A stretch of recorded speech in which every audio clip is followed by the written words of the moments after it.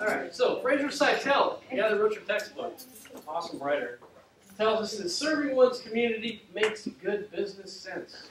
Does that make sense to everybody? What principle of PR that I repeat every now and then does this apply to? Or applies to this? Principle of PR. This will be on your final. It's much easier to get people to do something for you when they like you. That's just a basic principle of life, but it applies especially here in community relations. So, what's going on? Yes, ma'am? Can you put it up on the TV? Yeah, I think.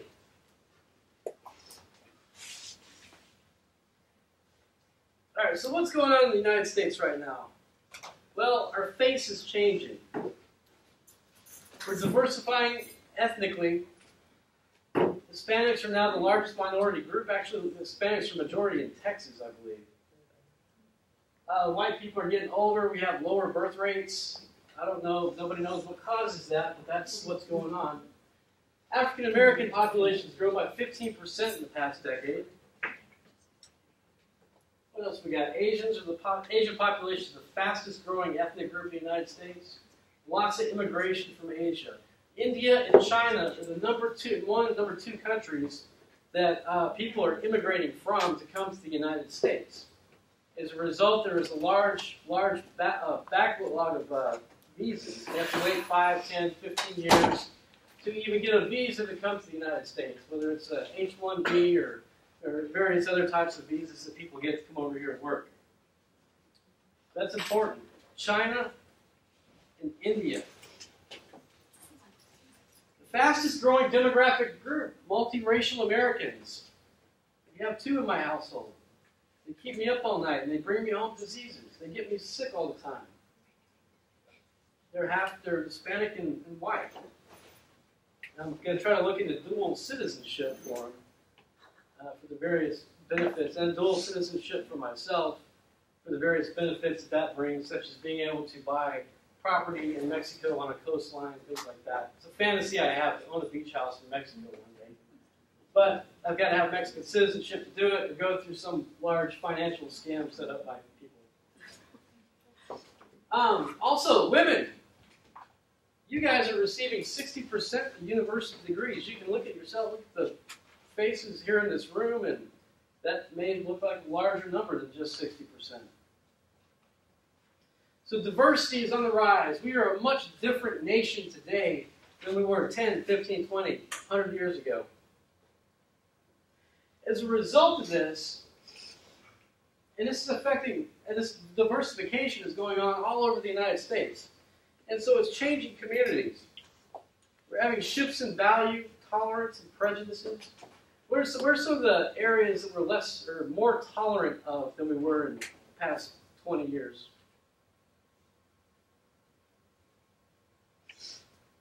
Nobody?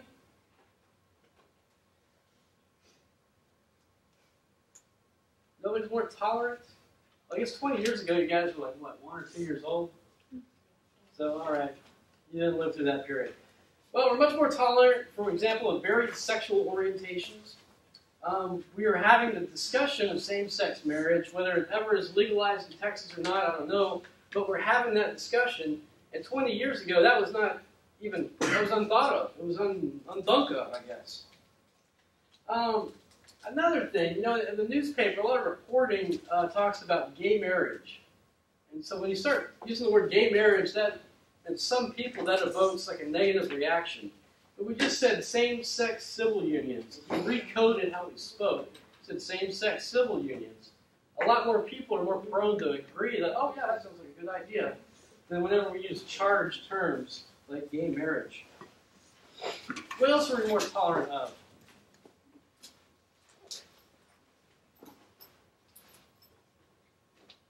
Anything? Dr. Madison's going to Colorado next month. What's going on in Colorado? We're more tolerant of marijuana. We tend to look at marijuana users as people rather than criminals. There's a paradigm shift in the drug war going on where we're looking at addicts as people as opposed to criminals. I mean, it used to be addicts were morally unfit, so church was the cure. Then later, well, no, they're criminals, so jail is the cure, but now we're moving a paradigm shift on that. So marijuana is now legal in, I believe, California, Washington State, and Colorado. So as a result of this, we're becoming socialized in new ways. Institutions that used to spearhead the old values transmission, things like churches, things like public schools even, are now on the decline, so we're becoming socialized in ways, often through the internet, often through face-to-face contact with other people, but the old institutions are just not working as well as they used to for socializing people and creating a homogenous society. What else we got here? One other consideration is a lot of communities, who else part of an online community with people from different places all over the world? Thank you. Can you tell us a little bit about it? Well, I have an internship. I don't know about all over the world, all over America. Tell us about it. Well, like, it's different women in, like, different sororities all over the U.S., and we, like, sell dresses to, like, the sororities on our campus and stuff, but we, like, communicate every day about, like, what's trending and stuff on their campuses. So, like, there's a lot of different stuff trending, like, in Washington versus what's trending in Texas. Oh, cool. Like, okay. here, like, we wear, like, cowboy boots to game day, but up there, like, they don't even wear dresses because it's too cold. Yeah, I've noticed that about LSU is people kind of like dress up a little bit to like get totally hammered and fall down drunk. I don't understand. I guess you want to look good while you're passed out on the lawn. But and so Texas, you say, is a little more dressier, or? Well, like the girls will wear like dresses and boots to games and stuff, but. Is that here at SFA or just in Texas in general? It's a Texas in general thing. From what I can see from like what the other girls say about their universities, like at Texas State and Texas Tech and stuff. Okay, what about like Mississippi, and Auburn and places like that? Is it kind of? They'll wear like at Auburn, they'll wear like dressier dresses and stuff. They look good passed out on the lawn. Yeah. Okay. All right. Great. Okay. All right, but still, it's an online community, and this region has nothing to do with it. It's just a common interest you guys share that you communicate about online. All right. Good. The importance of all this, knowing these dynamics are in play, the importance of this is that we need to be sensitive to different communities, not only as individuals, but especially as organizations. And hopefully my Guns Point, nobody's from Guns Point one last time? All right. This isn't going to be an awesome activity as I thought it was. That's okay. Let's talk about corporate social responsibility for a second. Since World War II, corporate responsibility really took off. And it's been valued by businesses. Businesses engage in some kind of community relations. It's important. I mean, as we mentioned at the very beginning, it's easier to get people to do something for you when they like you. And when you're a corporation or when you're an entity or some kind of organization, you want people to like you because it's good for business. In the 70s and actually in the 80s, corporate values shifted more towards making money than to being part of a community. They went to bottom line, focusing on the bottom line over relationships. And now we're actually seeing a paradigm shift in PR. We talked about this with the Lettingham article on relationship maintenance and management, where we're going back towards relationships from focusing on the bottom line. The stock market crashed in the early 2000s. Where was I? I just got back from a weekend in Mexico. We were driving back to Lubbock. And I think it was the next day, actually, that September 11th happened. So after September 11th, we lost a lot of jobs, and it made it very difficult to find a job at that point. In 2008, we had the financial crisis that was called Near Armageddon. People were going broke, couldn't get credit. And money was not moving around to the United States. And corporations also, the social responsibility thing, the kick they'd been on since World War II kind of dropped off. But we're seeing some changes in charitable giving, and as a result, changes in community relations. So there are three trends in corporate giving going on right now. First off, they're more focused. Companies are giving larger gifts to fewer causes. One of these things, naming stadiums is kind of one of those things. But they're also just more focused. They say, all right, we're going to support these efforts and kind of ignore the rest of the world. Another thing taking off is matching gifts. When you work for a company that has a matching gift program, anytime you give a charitable donation, you fill out a form with the Human Resources Office, and your company will match your gift. This was a huge thing. When I was running the call center at Texas Tech, we pushed matching gifts because people working for Halliburton, Exxon, ExxonMobil, Gulf, all these different, especially oil and gas companies, we'd say, hey, look, if you give this $25 to Texas Tech and then take it your check to your employer, they will add possibly a 2 or a 3-to-1 match. So you can turn that $25 into a $100 gift to Texas Tech. That's what matching gifts are. And companies are making this sort of an employee relations type of push where you're making your employees happy by matching their gifts that they give to different institutions, whether they're churches, education, etc. What else we got? Also, part of matching gifts is related to taxes. If you guys want to know the details of how matching gifts are related to taxes for a corporation, then go take an accounting class.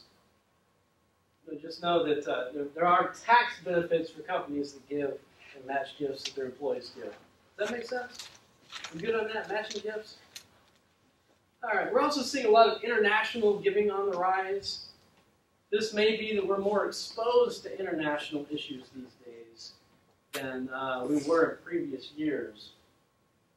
So we're studying. All right, so what do you got to do to coexist with the community? I mean, remember, our communities could be anywhere and everywhere at the same time. But what do we need to do to coexist with the community? Well, we got to have 3 skills. First off, as always, we got to know what the community knows and thinks about our organization. We got to know what their opinions of our organization are. Should BP set up a headquarters in New Orleans? What do you guys think?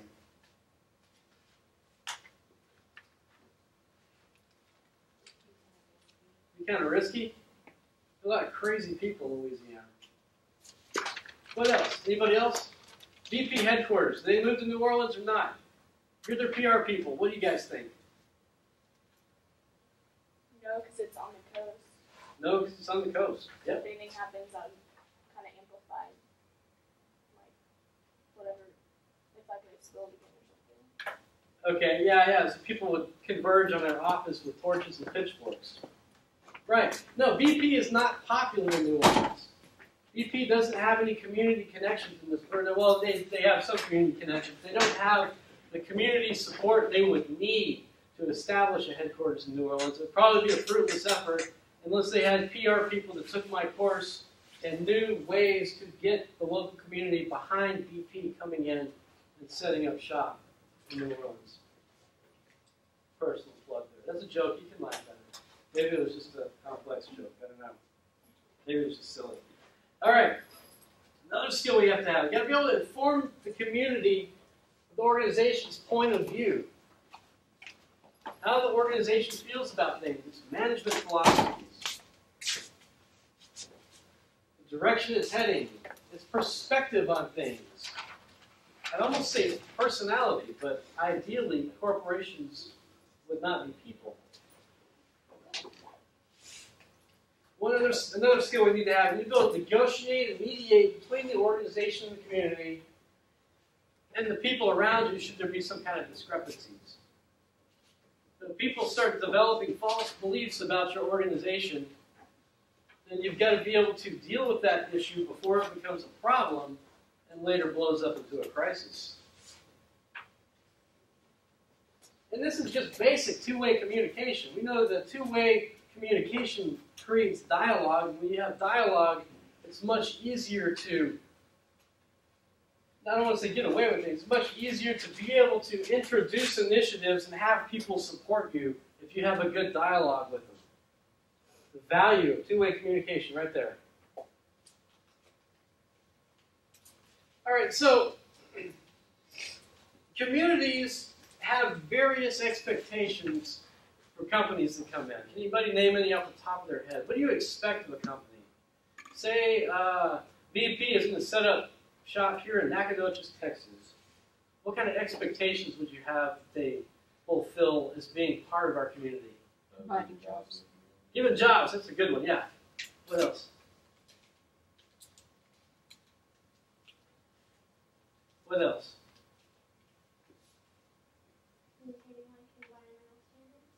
Yeah, behavior. They got to be on some good behavior in terms of environmental standards. I like it.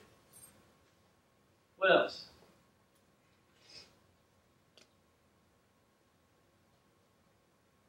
What is it, Monday already? Monday Part 2, Electric Boogaloo? You guys have no idea what I'm talking about. You guys see that movie Breaking 2? Anybody? Nobody. Google it later. Breaking 2, Electric Boogaloo. One of the greatest movies to ever come out of the 80s. All right, well, one of the things we expect companies and organizations is that they have a good appearance.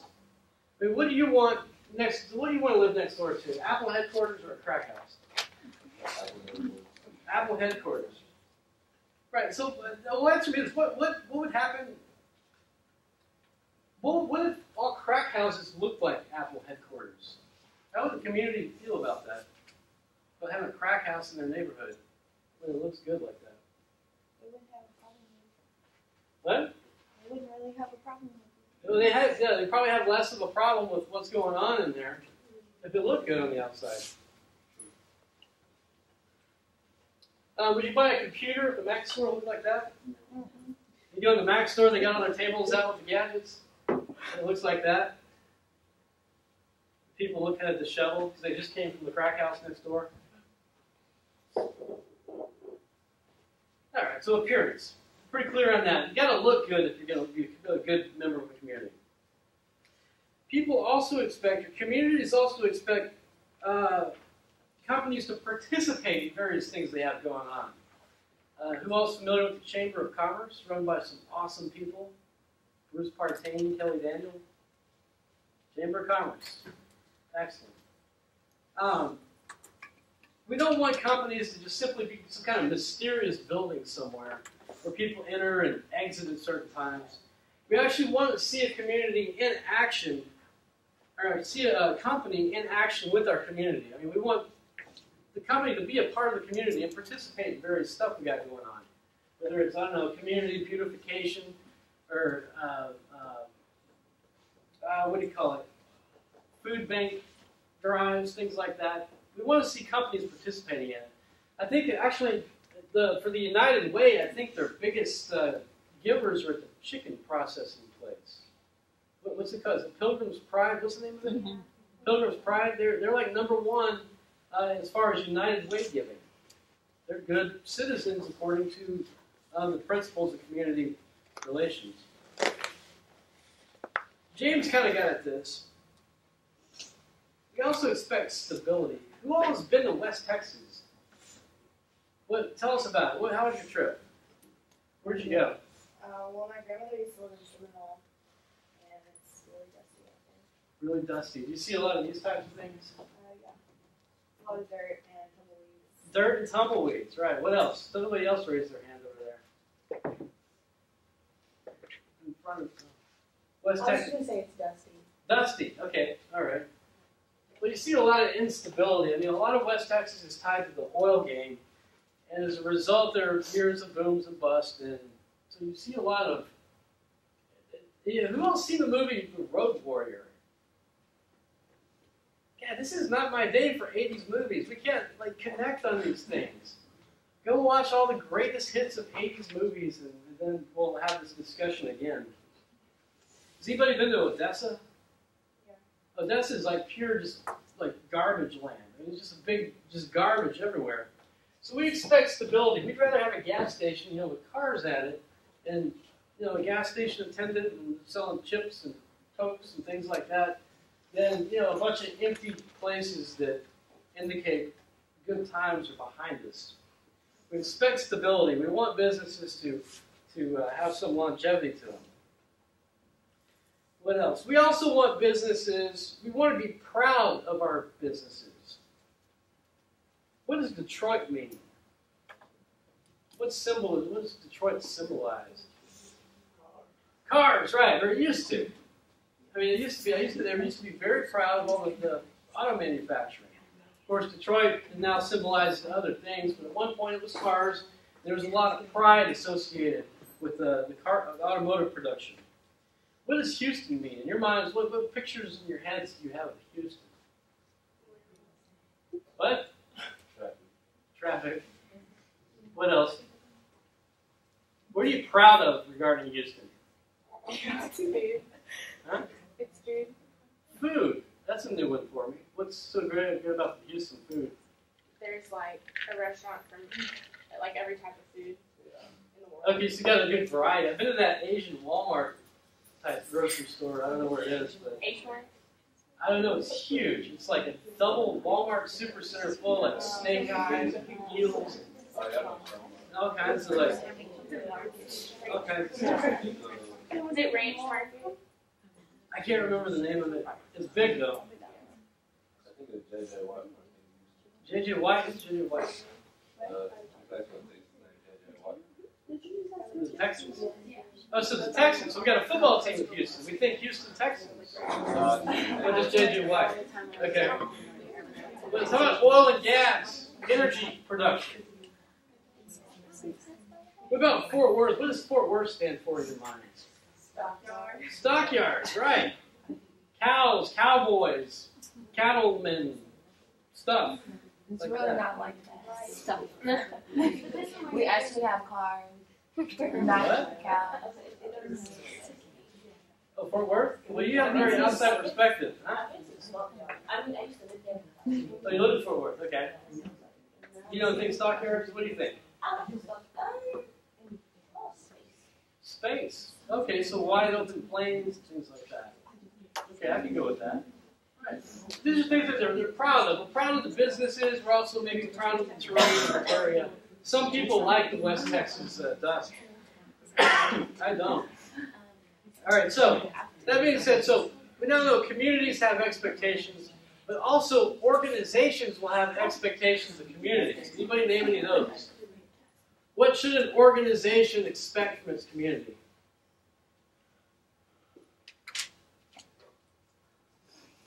Feedback. Feedback, I could go with that.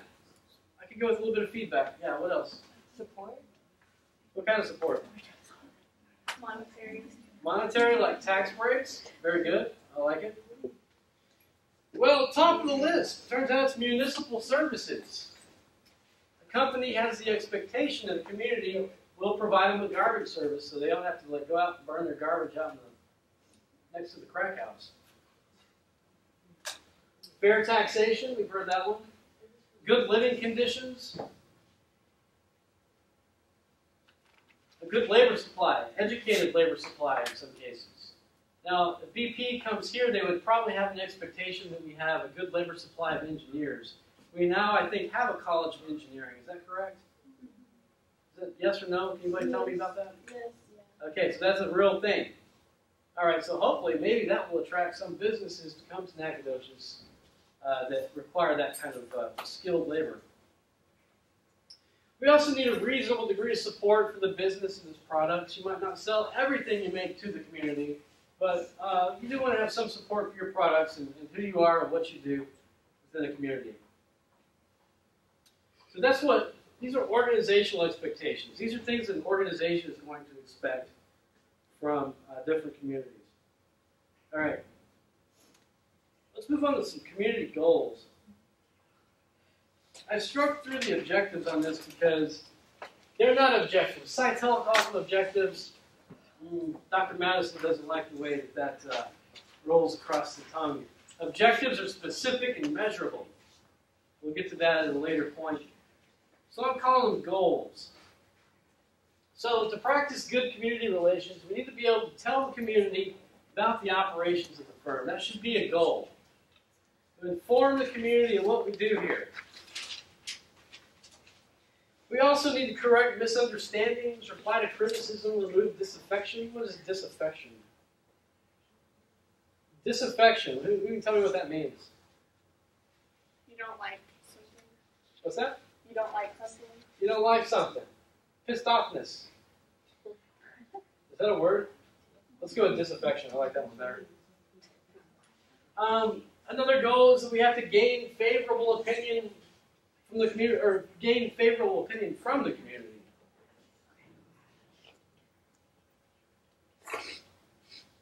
We've got to like the community, and the community needs to like us if we're going to move in and be a part of that community.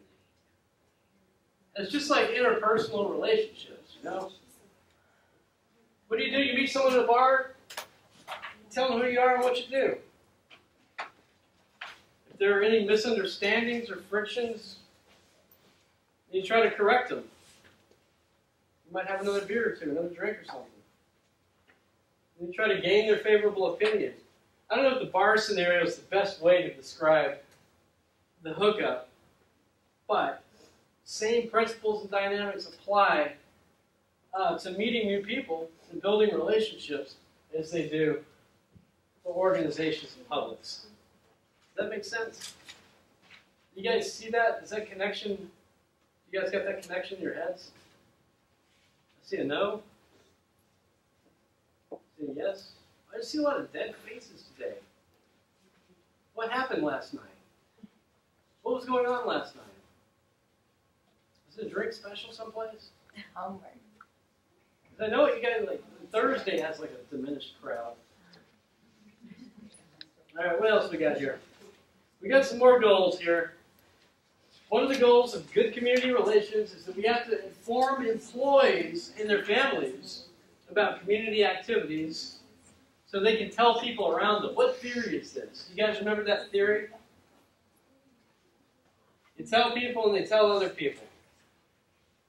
What's the name of that theory? Go back in the notes a couple Word minutes. of mouth. Well, it is word of mouth. What else? There's the name of the theory. It starts with a number. Two-step flow. That's right. You see that? Tell your employees something, they go tell the neighbors. Two-step flow right there.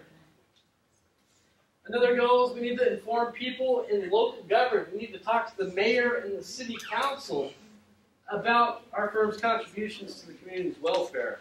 So if we do something as an organization, if we do something good for the community, we need to tell everybody about it, but we also need to make sure we tell people within the local government. Another way people go about doing this is buying lobbyists. Is it ethical? I don't know. Is it real? Yes.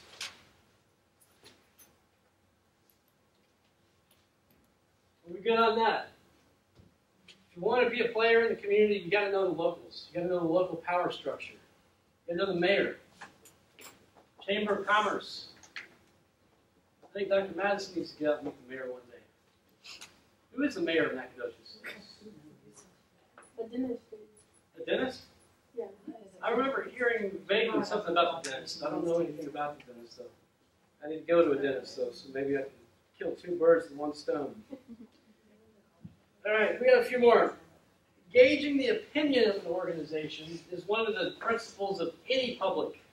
We've got to hear in community relations because it's important for community relations. And we've got to be able to gauge people's opinions of an organization so that we can what? Remove any disaffection. Does that make sense? You're going to gauge their opinion. What else we got? I've already talked about this a little bit. We've got to know the local people, the local government. I was going to use a different term. I'm not going to. We've got to know the local people, so we've got to build relationships with them. We've got to talk to the community leaders. And it's not just community leaders, it's not just people in government. It could be, in Nacogdoches, it could be, I don't know, who has sway over large groups of people? First United Methodist Church, First Baptist Church, who else? What other large groups are out there? These are important people to get on your side, leaders of these different churches. We got some more here.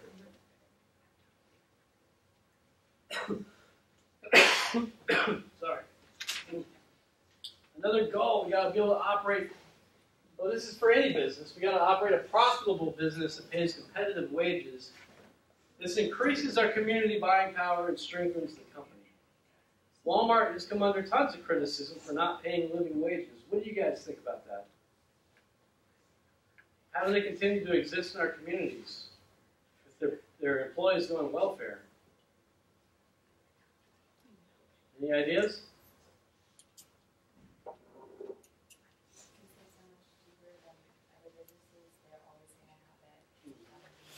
Yeah, they have a strong distribution network which keeps their prices down. Exactly. All right, what else we got to do? We got to cooperate with other local businesses to advance economic and social welfare through various projects. We see these types of events all the time down in the, is it the square? Or am I thinking San Marcos? What do we call this in downtown? Yeah, what is downtown called? Is it called downtown? That's what I thought. Okay, I've been here a year. I should know these things. You guys know what I'm talking about, the square. Yeah. All right. So we see lots of businesses banding together to produce different events for the good people in Nacogdoches to go to and get their hands sticky. That's the story in itself. Last one I went to, I was just covered in sticky all over my body. Root beer and cotton candy and kids, stuff like that. All right, let's talk about for a second. Here a second ago we talked about the dress thing. Let's take a look at the online community relations.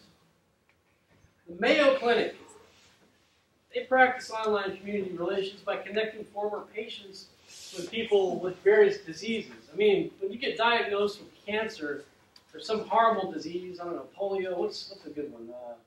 AIDS, anything. When you have a diagnosis, that is a terrifying event in your life. And the only way to get through it, or the best way probably to get through it, is by connecting with other people in your situation and helping to understand your situation better and helping to relieve some of your burden by talking to people about how you feel. So they did this online.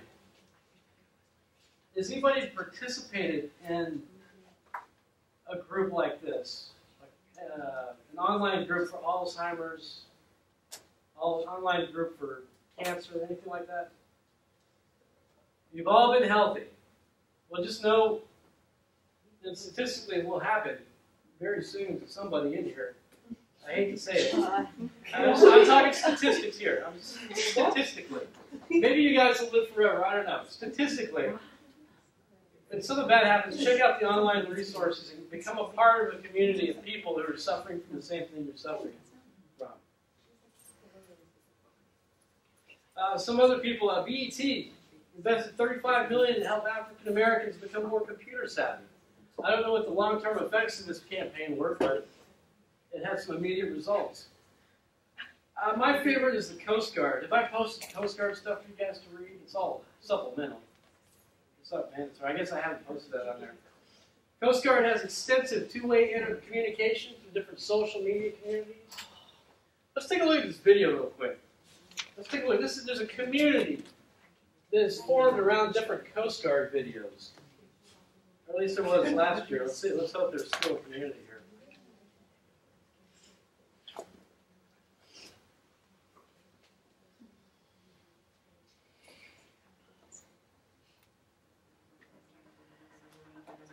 All right, hold on a second.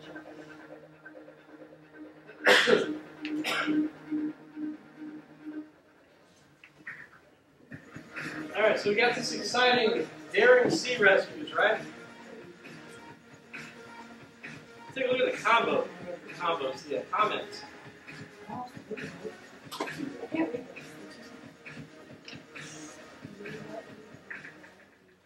Just do a brief content analysis. Did they let anybody buy a GoPro? I don't know. Does anybody know what a GoPro is? Yeah. What is a GoPro? It has a little camera. I want it. You can like It's water. it's cool. It's like it takes time. Just like So this is they're really cool. this is something that they probably use for the Coast Guard. Probably has some. You have to get connected to like helmets and stuff. All right, what else we got? The one I remember most strongly from this year, that search and rescue one, where the hoist mech worked so hard to bring in survivor after survivor.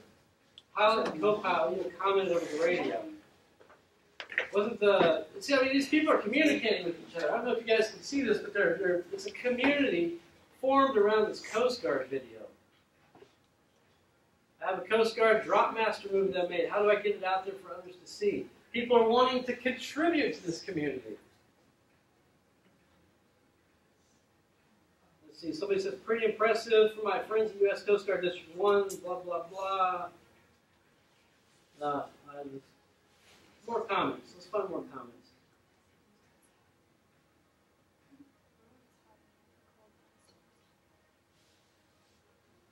Wait a minute. Only 13 comments? No, there were more than this a long time ago. They've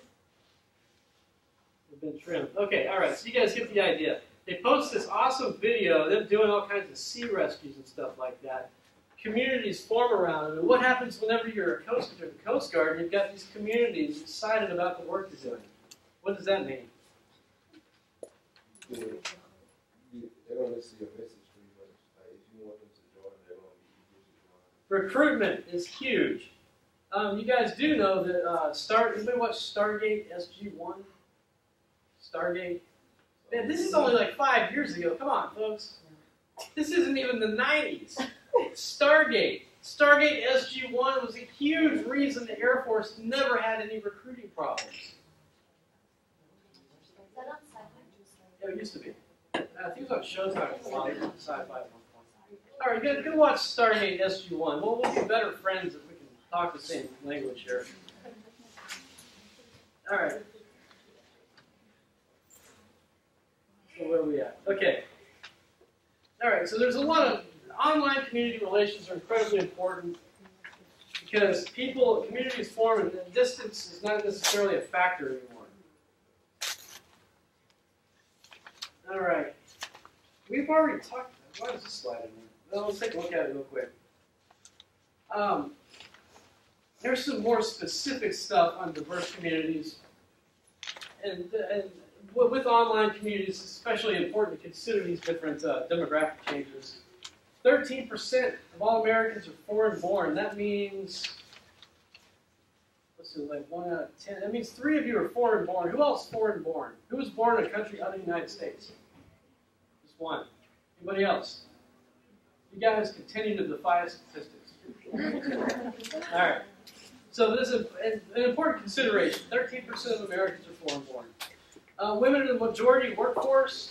PR is not 90% female. I'm going to bet probably closer to 75. Yes, ma'am.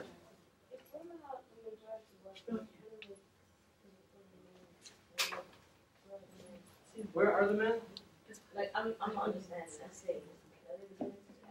Yeah, public relations. Oh, okay. The whole 250,000 or how many PR practitioners. Yeah, I thought it was the general. Okay, yeah, 90%. According to Cytel, I think Cytel is wrong on that about being 90% female.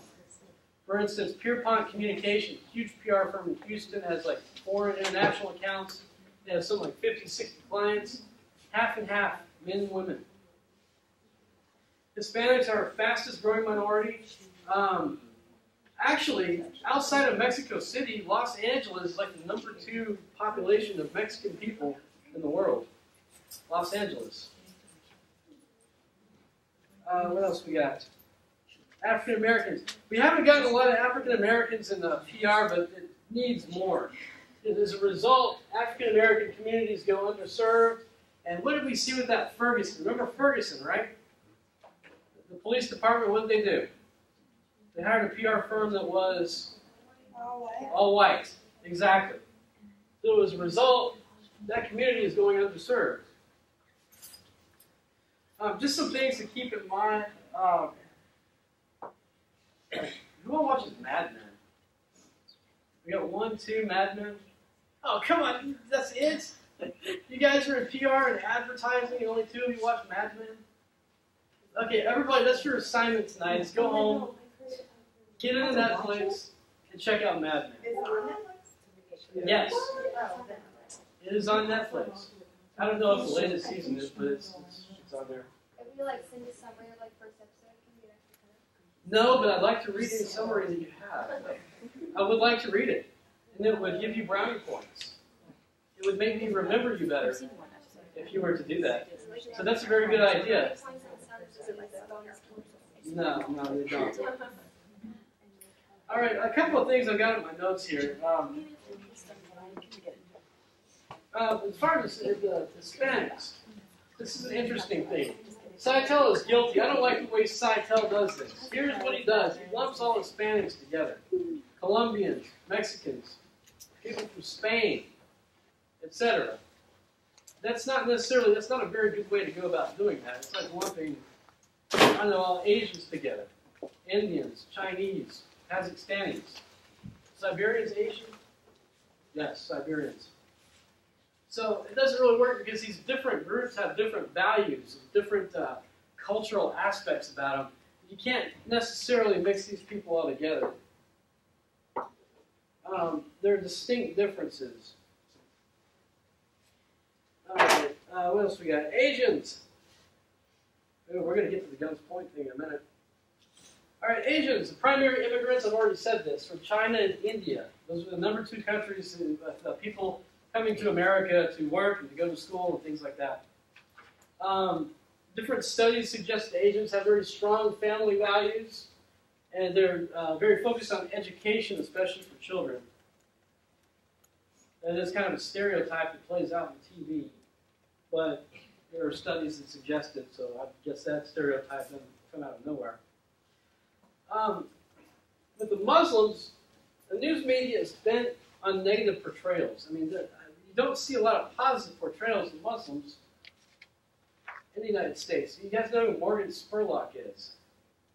The Super Size Me guy? The greatest show ever sold. We know who Morgan Spurlock is. Excellent. He had a show called 30 Days. He did all kinds of crazy stuff. He spent 30 days in jail. He spent 30 days living on minimum wage. All kinds of crazy stuff. They had one guy who was this kind of backwoods yokel from West Virginia or something. And that's kind of the point of the show, is fish out of water. So Morgan Spurlock's episodes are actually have some kind of value to them. But then they do the fish out of water thing, and they send like a guy who hates homosexuals to live with some gay guys in San Francisco.